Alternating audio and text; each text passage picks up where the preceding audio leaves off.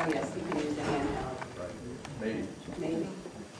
Okay. Good. Sounds good. Good. Good morning. I'm Steve Flint from the New York State Department of Environmental Conservation. I want to thank the board for the opportunity to testify today on behalf of the department relative to the zero-emission vehicle element of the low-emission vehicle program. California has established a great deal of leadership in emissions controls, and this is of critical importance to New York and many other states. Presidential appointments in 2 Republican and 2 Democratic administrations, all in the field of national security. I was particularly delighted to hear, Madam Chairman, you and Member Loveridge address briefly the national security aspects of what is involved here today, and to hear Member Sperling and Member D'Adamo talk a bit about climate change and urgency, both with respect to traditional national security and our oil dependence, shipping between $1 and $2 billion a day worth of IOUs abroad in order to buy foreign oil, and in terms of climate change. We have a serious set of problems on our national agenda, and I think on the agenda of the state of California, that should at least inform and have some impact upon the debate about where we are headed. Now, there are 3 aspects of the staff proposal I would like to suggest the board take a different approach to. It would be a bit glib, I think, to say that reducing the ZEV requirements by 90% is going 90% of the direction toward killing the electric car, as this board tried to do 5 years ago. That would be a bit glib, because there is, in fact, a requirement for plug-in hybrids. The second point is that the plug-in hybrid requirement, at least in my judgment, should be separated from the ZEV requirement, particularly when one company standing up here from a few minutes ago said they could more than meet the ZEV requirements themselves.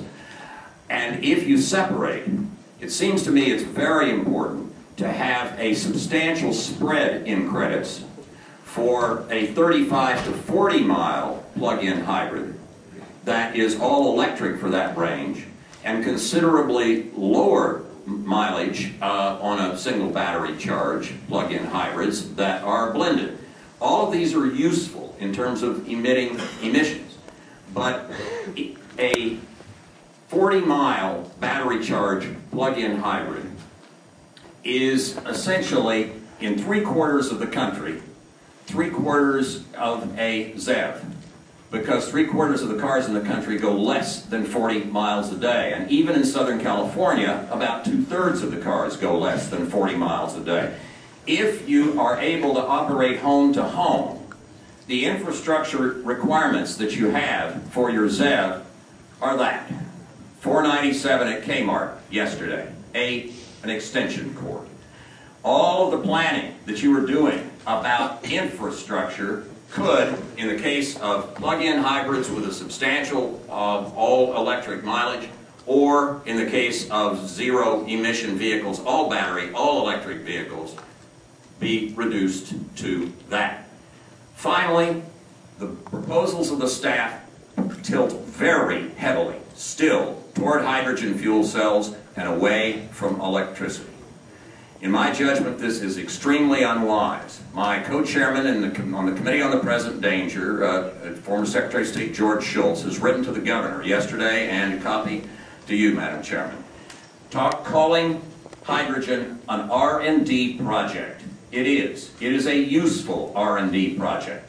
But in terms of immediate, early impact upon the matters that both you, Madam Chairman, and Member Loveridge and Member Sperling and Member D'Adamo raised, battery vehicles, plug-in hybrids, and all-electric vehicles are far, far and away ahead. And the emphasis on hydrogen, in my judgment, final point, the emphasis on hydrogen in this staff report is like the 13th chime of a clock.